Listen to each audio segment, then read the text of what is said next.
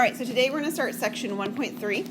I mentioned as you left last time that I think you'll like this section a little bit more. It's going to feel more like the algebra stuff that you're familiar with. So that's kind of exciting news, and we're going to get started. So we're going to take a look at finding limits analytically. Another word for analytically is algebraically, because these are words that I will use interchangeably, so just be aware of that. Analytically, algebraically go hand in hand. And we're going to start with doing several notes. These are basic limit definitions. So if we have b and c as real numbers and n is a positive integer, then the limit as x approaches c of b, just a number, is a number. Now, that should make sense from a graphical perspective. When we had lines that were horizontal, we saw that on one of our graphs that we did. The limit was the same y value every single where along the line, right? Then that's going to be the limit value. That's what this first one's saying. The second one is saying that if I have the graph of y equal x, right, then the limit of x as x approaches c is just c. Okay? And the third one here talks about what happens when we have exponents. So when we have x to the n power, then the limit as x approaches c is c to the n. Now in particular in numbers 2 and number 3, it might look to you like all we did is just replace the x with the c value, right? And that's exactly what we did. So it's not just an illusion, it's really what's happening. The x is being replaced by the limit value that we're approaching. X approaches c, x gets replaced by c. Now, clearly, not all of our functions are going to have just one little component. It's not just going to be a constant, or x to the n. There's going to be other pieces to it. So, theorem 1.2 talks about what happens when we join these kinds of pieces together. So, the limit of f of x, the limit as x approaches c of f of x is L, and then the limit of g of x as x approaches c is k. So these are our definitions. Okay? Scalar multiple. So number 1 talks about what happens when we have a number multiplied by a function, right? What happens is that number that's being multiplied is going to be multiplied by the limit value. So the b sort of comes out in front. That's what it should feel like.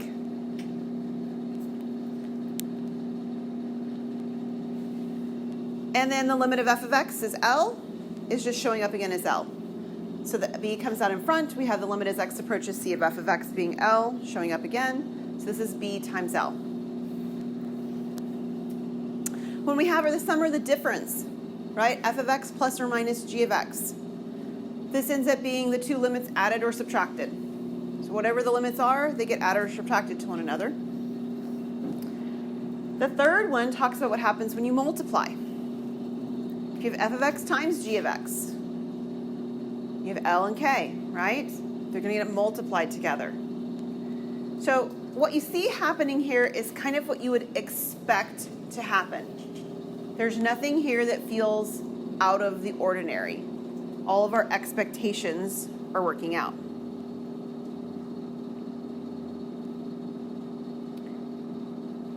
Now, if a few of you are still writing, I'll pause a little longer and then we'll do our last two.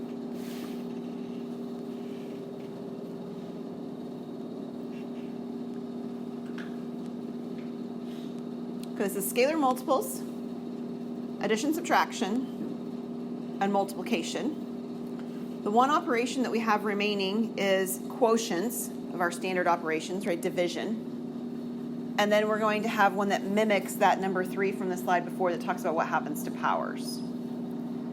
So for quotients, division, right? F of x divided by g of x. As long as the k value is not 0, then we're going to divide the limits L divided by K. And that should make sense. Can't divide by 0, so if the limit on the denominator was actually going to be 0, this wouldn't work. We'd have to do something else. And we'll talk about that something else when we get to 1.5. So we give L divided by K. And then the last one says, much like the one before on the previous theorem, number 3, if I have an exponent, right, x to the n, this one's f of x to the n, then we're going to have the limit value L to the n. Now, for the most part, you're not going to notice when you use these. I'm going to point out to you how they're being used on the couple of examples we're going to do today. But as you do this on WebAssign, or as you do this yourself, it's going to sort of fade into the background, and you're not even going to be aware of it because everything is as you expect it to be. That's really good, right? Not a lot of like constant thinking about it. It's like breathing, right? You can make yourself not breathe. Right? You can stop that from happening, but just by default, it's going to happen naturally if you're not forcing it not to, right? It's going to happen like that. Everything's going to happen naturally as you would expect. So as you see this particular first problem, the limit as x approaches 1 of negative x squared plus 1, what you're literally going to do is replace the x value with the value that x is approaching. What's x approaching? 1. So I'm going to take my number 1, I'm going to put it in the place of the x, and I'm going to do all the operations that I would normally do if I were simply evaluating. So 1 squared is 1 times the negative in front of it becomes negative 1, and then added to the 1 at the end becomes 0. So what do I expect to see? This is exactly what I would expect to see. The evaluation step that you have done, and then the final answer that you have achieved. So what properties are we seeing here? Well, we're seeing a property that's the constant multiplier. That's that negative that's happening in front. That's the constant multiplier property. We're seeing the power property, right? We have x squared. That power property from number 3 on the first theorem today, that's coming through. And we're seeing the constant property. That's property number 1, the 1 at the end. This just stays as 1. And we're seeing the sum or the difference property, right? That's 4 properties on one tiny little problem, and you didn't think about a single one of them when you did it, did you? No, because it all worked sort of naturally as you expected it to. So I'm not going to belabor the point that those properties are at play any longer, but they are there. It's what's allowing you to do what feels very natural when you're doing these problems. So as we take a look at number 2, I'd like for you to try that one on your own, and then we'll confirm it together. Finding the limit as x approaches negative 3 of 2x minus 3 over x plus 5. So take a moment, find that limit, and once you have, I want you to turn to a neighbor and see if you get the same thing.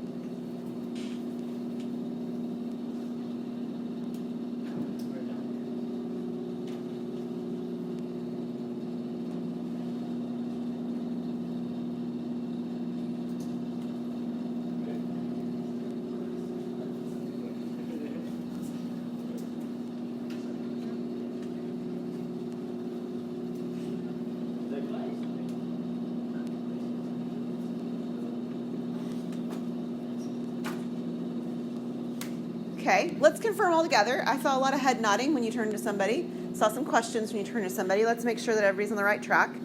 You should have put the negative 3 in for x here, like so. And you should put your negative 3 in for x down here, like so. Did you do that? Okay, great. That's a great first step. Even if you've got some arithmetic issues after that, if you got the first step, we got some points on the place, right? We're on the right track.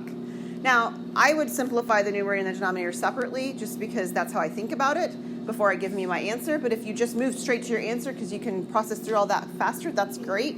If I do the numerator, I have 2 times negative 3 is negative 6. Negative 6 minus 3 would give me negative 9. The denominator, I have negative 3 plus 5, which would give me 2. I'm fine with you leaving it like that. If you don't like that answer and you want to turn it into a mixed number, what would the mixed number be? Negative 4.5. Or if you turn it into a decimal, what would your decimal be? Negative 4.5. Any of those are fine. The decimal in particular works only because it stops. Let's say, for instance, this ended up being a repeating decimal. You're not going to give me a repeating decimal answer. That's not going to fly, okay? You're going to have to leave it in a mixed number form or in an improper fraction form. And to be perfectly honest, the favorite form that I have on this one, because it's going to work most general for everything we do moving forward, is actually to leave it in the first form we had, which is the easiest option you have anyway. Okay? That's where we're stopping today.